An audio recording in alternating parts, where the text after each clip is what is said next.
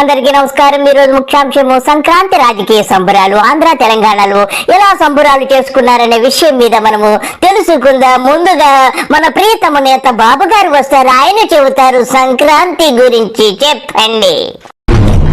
9 అయింది, 9:30 అయ్యింది, ఇంకా రాడేరా వాడు. ఒరే బాబు గారు సిద్ధంగా ఉన్నారు, నువ్వు తొందరపడకు.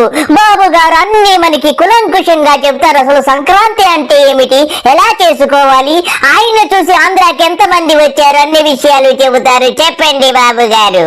నిన్న సంక్రాంతికి 30 లక్షల మంది వేరే ప్రాంతాల నుంచి ఉన్నవాళ్ళు ఇక్కడికి వచ్చి 3 లక్షల కార్లు హైదరాబాద్ నుంచి ఇక్కడికి వచ్చాయంటే నీ బతుకు నువ్వు, నీ బతుకు జడ. అది మనం చూపించిన స్ఫూర్తి రాష్ట్రంలో. బాబు గారు మీరు సిగ్గు పూర్తిగా విడిచిపెట్టేశారు. ఏమన్నారు బాబు గారు? 30 లక్షల మంది 3 లక్షల కార్లు, నీ ముఖం చూడడానికి నీ పెళ్ళాం ముఖం చూడడానికి ఆంధ్రాకి వచ్చేసారా? కడుపుకు అన్నం తింటున్నావా, ఏం తింటున్నావు బాబు గారు? ఇకపోతే వెంకటరెడ్డి గారు వచ్చారు. వెంకటరెడ్డి గారు మీ గురించి ఏదో చెప్పాలంటున్నారు. చెప్పండి వెంకటరెడ్డి గారు. ఈ సంక్రాంతికి ఊరెళ్లే సాంప్రదాయాన్ని భువనేశ్వర్ గారు స్టార్ట్ చేశారంట. అవునా, నిజమా? ఓకే. లేదా అంత ముందు ఆ సంక్రాంతి పండుగ ఊరెళ్ళాలని ఎవడో తెలియదు. పాప ఈయన వచ్చి చెబితేనే వచ్చిందంట. వీళ్ళ కుటుంబం స్టార్ట్ చేస్తేనే వచ్చిందంట. అంతేగా చెబుతాడు రేపు పొద్దున దీపావళికి పాము బిల్లలు, లేదంటే దీపావళికి చీంటపాకాలు కాల్చమని లోకేష్ అప్పుడు స్టార్ట్ చేశాడు. చిన్నప్పుడు ఆ పాము బిల్లలు కాల్చడం, అందుకని ఇప్పుడు ఆ సాంప్రదాయం దీపావళికి పాము బిల్లలు, సీంటపాకాయలు, నేలటపాకాయలు కాలుతున్నారని చెబుతాడు. మీరు చెప్పింది నిజమే వెంకటరెడ్డి గారు. రేపు దీపావళి పండుగ కూడా చిన్నబాబు గారు డాష్ తీసి వెలిగించారు. అదే పెద్ద పాము అయిపోయిందని చెప్పిన ఆశ్చర్యం లేదు. ఇకపోతే తండ్రి కొడుకులకు యావత్ కుటుంబానికి పిచ్చి బాగా పీక్ స్టేజ్కి వెళ్ళిపోయింది అనడంలో ఎంత మాత్రం అతిశక్తి లేదు. కాబట్టి ఇలా రెచ్చిపోతున్నారు తండ్రి కొడుకులు. ప్రతి పండుగ ఈడే కనిపెట్టేస్తాడు, ప్రతిదీ ఈడే కనిపెట్టేస్తాడు. సూర్యుడు ఏదైతే తూర్పును ఉదయించమని, సూర్యుడు నువ్వు ఈ టయానికి ఉదయించాలి, సూర్యుడు నువ్వు ఈ టయానికి నువ్వు అస్తమించాలని, అవతల బస్ కి యాలైపోతుంది. ఇవన్నీ కూడా సూర్యుడికి చంద్రుడికి నేనే చెప్పాను కూడా రేపు పొద్దున్న చెబుతాడు. అలానే భూమి తన చుట్టూ తాను తిరగడానికి 24 గంటల సమయం పట్టింది కదా. ఆ 24 గంటలు ఫిక్స్ చేసింది చంద్రబాబు నాయుడు అని. లేదంటే భూమి తన చుట్టూ తాను తిరుగుతూ సూర్యుడి చుట్టూ తిరగడానికి 365 రోజులు పట్టింది కదా. ఆ టైం కూడా ఫిక్స్ చేసింది నేనే. అట్లానే ఏదైతే భూమి వచ్చి నన్ను అడిగింది, అది నా చుట్టూ తిరుగుతుంటే ఆ కళ్ళు తిరుగుతున్నాయి అంటే చంద్రబాబు నాయుడు గారు ఏం అవసరం లేదు, తిరగండి, మీ కళ్ళు తిరగకుండా నేను చేస్తా అని చెప్పా అని ఇష్టంటే పిచ్చి పిచ్చి వాగుడని వాగేస్తాడు. ఓ రోజు ఏమైనా ఎండ తక్కువ వస్తే ఇదిగో ఈ రోజు ఎండ తగ్గించమని నేనే చెప్పా. అప్పుడు చెప్పాడు అమరావతిలో ఉష్ణోగ్రతలు తగ్గించమని. ఇప్పుడు సముద్రాలకు సీళ్ల కొట్టి తుఫాన్ ఆపమని చెప్పింది ఈయనే. మన మోందా తుఫాన్ ఎగిరితంతా వెళ్ళిపోయింది కదా. ప్రకృతిని ఈయన డిసైడ్ చేశాడు కదా. సిగ్గేమన్నా ఉందా చంద్రబాబు నాయుడు గారు చెప్పుకోవడానికి? రాష్ట్రానికి పెట్టిన కర్మ కాకపోతే అసలు నువ్వు మాట్లాడే మాటలేంది? సంక్రాంతికి నీ పిలుపు మేరకు అందరు ఊళ్ళో వచ్చారా? నీ పిలుపు మేరకే మరి కోడి పందాలు వేశారు, నీ పిలుపు మేరకే పేకాట గుండాట్లాడారు, నీ పిలుపు మేరకే మీ మంత్రులు రికార్డ్ డాన్సులు వేశారు. వెంకటరెడ్డి గారు బాబు గారికి సిగ్గుంటే యావత్ కుటుంబానికి సిగ్గొచ్చేది. ఇకపోతే ఆయన మంత్రివర్గానికి కూడా సిగ్గిడిచి పెట్టేసి గుడ్డలిప్పేసేసి సంక్రాంతి సంబురాల పేరుతో కోనసీమలో గుడ్డలిప్పేసిన మంత్రి ఒకడు ఆడే వాసంశెట్టి సుభాష్ గారు కార్మిక శాఖ మంత్రి అంట. వాడు మనిషికి పుట్టాడో దున్నపోతుకు పుట్టాడో వాడిది ఓ బ్రతుక. ఒక్కసారి వాడి వీడియో చూద్దామా, లుచ్చాగాడు ఎలా డాన్స్ చేశాడో ఒక్కసారి మనము గమనిద్దాం.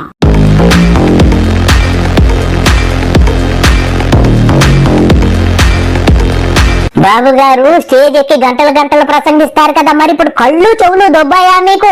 ఈడిలాగా బట్టలు ఇప్పేసేసి మీ మంత్రి కార్మిక మంత్రి సుభాష్ గారు ఇలా బట్టలు ఇప్పేసి డాన్స్ చేస్తుంటే నీ కళ్ళు పోయాయా, చెవులు దొబ్బాయా అని చెప్పి యావత్ రాష్ట్ర ప్రజలందరూ అడుగుతున్నారు. నీ ఆధ్వర్యంలోనే జరుగుతున్నాయేమో నాకు డౌట్ వస్తుంది. నువ్వు పైకి ఒకటి చెప్తావు, లోపల ఒకటి చేస్తావు, అంతే అయి ఉంటుంది. లేకపోతే ఈడిలాగా ఎందుకు రెచ్చిపోతాడు?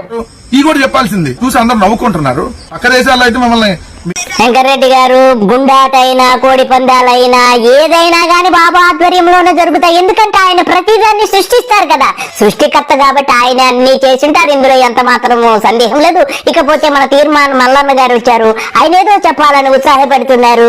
అలాగే రేవంత్ రెడ్డి గారి గురించి, మన బాబు గారి గురించి ఏవో విషయాలు ఉన్నాయంటే ఆయన చెబుతారు, మనం విన్నాము. చెప్పండి మల్లన్న గారు. అదటు పెడితే నిన్న ముఖ్యమంత్రి గారు అక్కడక్కడ సభలలో మాట్లాడుకుంటూ 2 విషయాలు చెప్పిండు. తెలుగుదేశం పార్టీని బొందబెట్టిన బీఆర్ఎస్ పార్టీని బొందబెట్టడం కోసం కదలి రండి అని పిలుస్తా ఉన్నాడు, తెలుగుదేశాన్ని పిలుస్తా ఉన్నాడు తెలంగాణకు. ఏం మాట్లాడుతున్నారు మల్లన్న గారు? రేవంత్ రెడ్డి గారు ఎక్కడి నుంచి వచ్చారు? టీడీపీ పసుపు రంగులోంచి వచ్చినటువంటి ఆణిముత్యము కదా ఆయన. బాబు గారు ఇద్దరు ఎంతో చక్కగా ఓటుకునేటు కేసులో ముద్దాయిలు కదా, మరి ఇద్దరు ఆ బంధము ఎలా విడిపోతుంది అనుకుంటున్నారు? కాబట్టి ఆయన పేరుకే కాంగ్రెస్ గాని నర నరాల్లో పసుపు రంగు మా యొక్క నారా చంద్రబాబు నాయుడు ఉంటారని మీకు తెలియదా? రండి కథలు రండి, మనం బీఆర్ఎస్ ను బొంద పెడదామని చెప్తా ఉన్నాడు. సేమ్ టైం చంద్రబాబు నాయుడు గారు ఏపీలో మీటింగ్ పెట్టి ఏమంటాడు, కాంగ్రెస్ ను బొంద పెట్టినటువంటి, దేశవ్యాప్తంగా కాంగ్రెస్ ను బొంద పెట్టినటువంటి ఎన్టీ రామారావు గారికి భారతరత్న ఇవ్వడమే అసలైన నివాళని ఆయన చెప్పిండు. ఇప్పుడు ఏమంటున్నావు మరి? చంద్రబాబు నాయుడు ఏమో కాంగ్రెస్ ను బొంద పెట్టినా అని చెప్తా ఉంటాడు. ఈయనేమో రేవంత్ రెడ్డి గారు తెలుగుదేశాన్ని బొంద పెట్టి బీఆర్ఎస్ ను బొంద పెడదామని చెప్తా ఉంటాడు. మీ బతుకులు చెడా, ఇవో బతుకులా. అదే విధంగా మిత్రులారా, ఈ తెలంగాణ రాష్ట్రంలో నందమూరి తారక రామారావు గారికి అభిమానులు ఉన్నారు, నారా చంద్రబాబు నాయుడు గారికి సహచరులు అనుచరులు ఉన్నారు. వాళ్ళందరికీ నా విజ్ఞప్తి ఒక్కటే. రేవంత్ రెడ్డి గారు మీరు మర్చిపోయారేమో, మీరు కాంగ్రెస్ శాసనసభ్యులు, ముఖ్యమంత్రి వర్యులు, మీరు తెలుగుదేశం కాదు. మీ నరాల్లో అలాగా ఆ పసుపు రంగు ప్రవహిస్తూ ఉండడం వల్ల అలాగా మతి చెల్లించి ప్రవర్తిస్తున్నట్టున్నారు.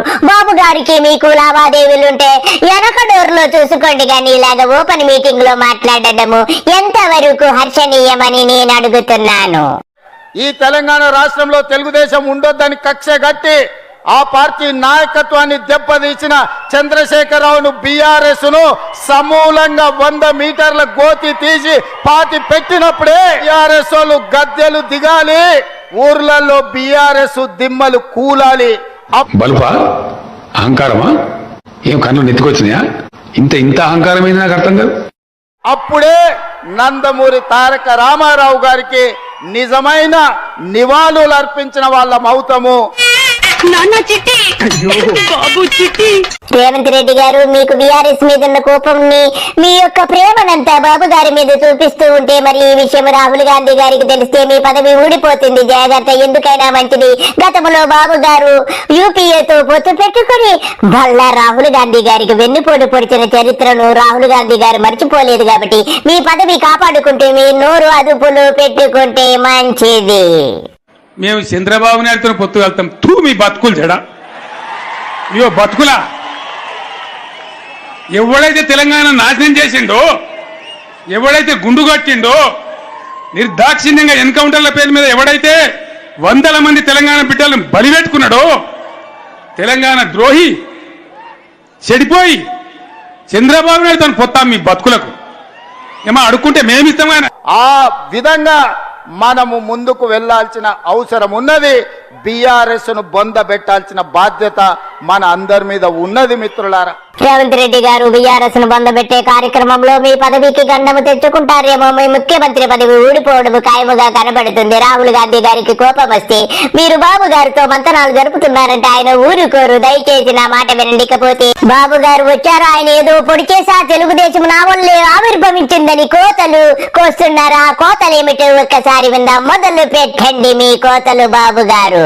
ఎన్నో రాజకీయ పార్టీలు ఉన్నాయి, ఎన్నో ప్రాంతీయ పార్టీలు ఉన్నాయి. దేశ రాజకీయాల్లో చక్రం తిప్పిన party Telugu Desam party.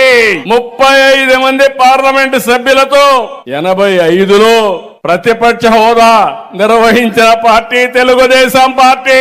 National front పెట్టి దానికి చైర్మన్ గా ఎన్టీ రామారావు గారుండి యాంటీ కాంగ్రెస్ పోరాటం చేసి యాంటీ కాంగ్రెస్ పోరాటం చేసి బాబు గారు తెలుగుదేశం పార్టీ ఆవిర్భావానికి మీరు ఎక్కడున్నారు బాబు గారు? మీరు కాంగ్రెస్ పార్టీలో చక్కగా పదవి అనుభవిస్తూ ఉన్నారు. ఆ తర్వాత మామగారి పార్టీలో చేరి ఎప్పటికో 1984లో అనుకుంటా తమరు ఆ పార్టీలో చేరి మామగారికి వెన్నుపోటు పొడిచి ఆ పార్టీని కైవసం చేసుకుని ఆ పార్టీ నీ వల్లే ఉద్భవించిందని చెప్పుకోవడానికి సిగ్గు లజ్జ ఉండాలి బాబు గారు. ప్రభుత్వాన్ని ఏర్పాటు చేసిన స్ఫూర్తిదాయకమైన నాయకుడు నందమూరి తారక రామారావు గారు. మీరు చెప్పింది నిజమే బాబు గారు. మీరు ఎప్పుడైతే కాంగ్రెస్ పార్టీలోంచి వచ్చి మామగారి తెలుగుదేశం పార్టీలో కాలు పెట్టారో అప్పుడే ఎన్టీ రామారావు గారికి దుర్దశ ప్రారంభమైపోయింది. మీరు శని మహాదేవుడు కదా బాబు గారు. మీరు ఎక్కడ ఉంటే అక్కడ కరువు తాండవిస్తుంది. అంతటి గొప్పవారు మీరు. ఆయన కొని తెచ్చుకున్నారు. ఆయన చావున ఆయనే మీ ద్వారా కొని తెచ్చుకున్నారు. ఆయనకు వెన్నుపోటు పొడిచి ఎన్నెన్నో చేశారు. ఇంతకంటే మీ గురించి ఏమీ చెప్పలేను గాని మీకు పోయే కాలము దగ్గర పడింది. అందరికీ నమస్కారము. బాయ్.